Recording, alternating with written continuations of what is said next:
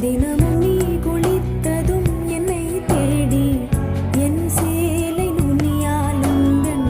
தலை துடைப்பாயே அது கவிதை திரு